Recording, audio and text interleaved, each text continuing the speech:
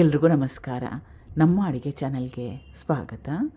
ಇವತ್ತಿನ ವಿಶೇಷ ರುಚಿಕರವಾಗಿ ಆರೋಗ್ಯಕರವಾಗಿರೋ ಅಂಥ ಸೊಪ್ಪಿನ ಪಳದ್ಯದ ರೆಸಿಪಿ.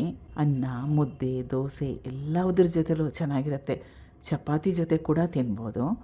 ಟ್ರೈ ಮಾಡಿ ಒಂದು ಸಲ.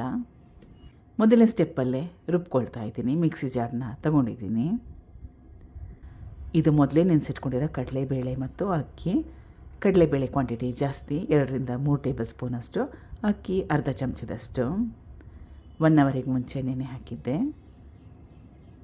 ಹಸಿರು ಮೆಣಸಿನ್ಕಾಯಿ 2, ಸ್ವಲ್ಪ ಶುಂಠಿ, ಕೊತ್ತಂಬರಿ ಸೊಪ್ಪು ಸ್ವಲ್ಪ, 1 ಟೇಬಲ್ ಸ್ಪೂನಷ್ಟು ಜೀರಿಗೆ, 1 ಟೇಬಲ್ ಸ್ಪೂನಷ್ಟು ಧನಿಯಾ ಅಥವಾ ಕೊತ್ತಂಬರಿ ಬೀಜ, ಹಸಿ ತೆಂಗಿನ ತುರಿ 4 ರಿಂದ 5 ಚಮಚದಷ್ಟು.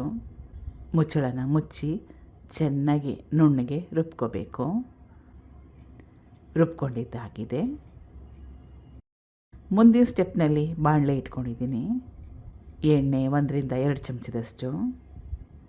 ಇದು ಸೊಪ್ಪು 2 ರೀತಿಯಾಗಿರೋ ಸೊಪ್ಪು, ಪಾಲಕ್ ಸೊಪ್ಪು ಮತ್ತು ಕೆಂಪು ದಂಟಿನ ಸೊಪ್ಪನ್ನ ಉಪಯೋಗ ಮಾಡ್ತಾಯಿದ್ದೀನಿ. ಸೊಪ್ಪುಗಳನ್ನ ಚೆನ್ನಾಗಿ ತೊಳಿಬೇಕು, ಇದು ಮುಖ್ಯ. ಕಡಿಮೆ ಅಂದರೆ ದೊಡ್ಡದಾಗಿರೋ ಪಾತ್ರೆಯಲ್ಲಿ 2 ರಿಂದ 3 ಸಲ ಚೆನ್ನಾಗಿ ತೊಳೆದು ಸೋರು ಹಾಕಿ ಆಮೇಲೆ ಕಟ್ ಮಾಡ್ಕೋಬೇಕು. ಇಳಿದಾಗಿರೋ ಕಡ್ಡಿಗಳಿದ್ರೆ ಅದನ್ನು ಕೂಡ ಉಪಯೋಗ ಮಾಡ್ಬೋದು. ಸೊಪ್ಪನ್ನ ಹಾಕೊಂಡಿದ ತಕ್ಷಣ ಕಲಿಸ್ಲಿಕ್ಕೆ ಕಷ್ಟ ಆಗುತ್ತೆ. 1 ನಿಮಿಷ ಹಾಗೆ ಬಿಡಿ, ಕ್ವಾಂಟಿಟಿ ಕಡಿಮೆ ಆಗುತ್ತೆ. 1 ರಿಂದ 2 ನಿಮಿಷ ಆದಮೇಲೆ ಕ್ವಾಂಟಿಟಿ ಕಡಿಮೆ ಆಗಿದೆ ನೋಡಿ.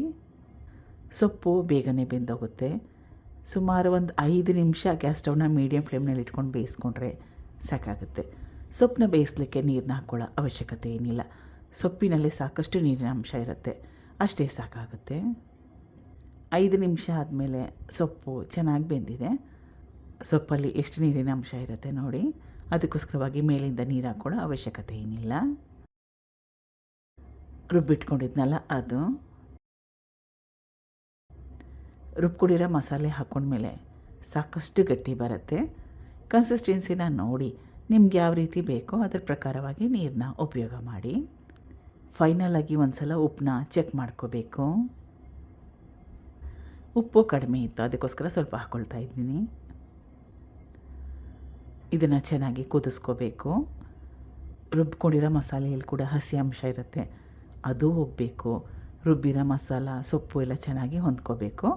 ಅದಕ್ಕೋಸ್ಕರವಾಗಿ ಗ್ಯಾಸ್ ಸ್ಟವ್ನ ಲೋ ಫ್ಲೇಮ್ನಲ್ಲಿ ಇಟ್ಕೋಬೇಕಂದ್ರೆ ಇವಾಗ ಗಟ್ಟಿ ಬರುತ್ತೆ ಮಸಾಲೆ ಹಾಕ್ಕೊಂಡ್ಮೇಲೆ. ಅದಕ್ಕೋಸ್ಕರವಾಗಿ ಗ್ಯಾಸ್ ಸ್ಟವ್ನ ಲೋ ಫ್ಲೇಮ್ನಲ್ಲಿ ಇಟ್ಕೊಂಡು ಸುಮಾರು 5 ನಿಮಿಷ ಕುದಿಸ್ಕೋಬೇಕಾಗತ್ತೆ. ಆಗಾಗ ಕಲಿಸ್ತಾ ಇರಬೇಕು, ಇಲ್ಲಾಂದರೆ ತಳ ಸೀದೋಗೋ ಚಾನ್ಸಸ್ ಇರುತ್ತೆ. ಈಗ ಆಗಿದೆ. ಇವಾಗ ಗ್ಯಾಸ್ ಸ್ಟವ್ನ ಸಣ್ಣ ಉರಿಯಲ್ಲಿ ಇಟ್ಕೊಂಡು ಅಥವಾ ಗ್ಯಾಸ್ ಸ್ಟವ್ನ ಆಫ್ ಮಾಡ್ಕೊಂಡ್ಮೇಲೆ ಹುಳಿ ಮೊಸರು ಸುಮಾರು 4 ರಿಂದ 5 ಟೇಬಲ್ ಸ್ಪೂನಷ್ಟು ಅಥವಾ ಸುಮಾರು 250 ಗ್ರಾಮ್ಸಷ್ಟು ಕಲಿಸ್ಕೋಬೇಕು ಚೆನ್ನಾಗಿ. ಮೊಸರನ್ನ ಹಾಕ್ಕೊಂಡ್ಮೇಲೆ ಕುದಿಸ್ಕೊಳ್ಳೋ ಅವಶ್ಯಕತೆ ಏನಿಲ್ಲ. ಕೊನೆಯಲ್ಲಿ ಸಣ್ಣದೊಂದು ಒಗ್ಗರಣೆಗೆ ಎಣ್ಣೆ, ಸಾಸಿವೆ, ಹಿಂಗು, ಕರಿಬೇವಿನ ಸೊಪ್ಪು, ಒಣಮೆಣಸಿನ್ಕಾಯಿನ ಉಪಯೋಗ ಮಾಡಿದ್ದೆ. ಟ್ರೈ ಮಾಡಿ, ಡಿಫ್ರೆಂಟಾಗಿರುತ್ತೆ, ಚೇಂಜ್ ಆಗುತ್ತೆ. ಹಳೆ ಕಾಲದ ಅಡುಗೆ ಇದು, ಇಷ್ಟ ಆಗುತ್ತೆ. ಅಮ್ಮ ಅಜ್ಜಿ ಅಂದರೆಲ್ಲ ಮಾಡ್ತಾಯಿದ್ದಿದ್ದ ರೆಸಿಪಿ ಇದು. Thank you for watching. ಧನ್ಯವಾದಗಳು.